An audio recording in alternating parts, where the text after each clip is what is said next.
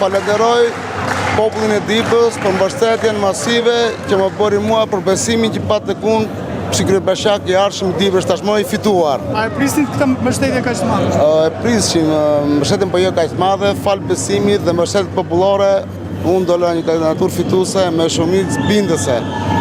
Sot për Dibrën fillon një epokë e re, epoka e uljes papunësisë, rritjes së mirëqenies, gjithë premtimet që kemi dhënë do t'i mbajmë dhe do t'i bëjmë realitet.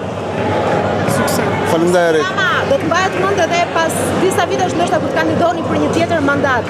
Cila do të jetë puna e parë që do të bëni në krye të bashkisë Dibrës? Puna e parë do merremi me infrastrukturën e bashkisë Dibrës, që është një gjendje të mjerueshme dhe kemi edhe shumë projekte që kemi thonë gjatë fushatës që do t'i mbajmë realitet gjatë viteve të ardhshme të mia. Kujt ja dedikoni këtë fitore? Ja dedikoj gjithë elektoratit të Dibrës, zotit Gjiknuri dhe zonjës Blerina dhe të tjerë PS-s dhe edhe familjes sime, kupton. Sukses. Faleminderit. Suksese.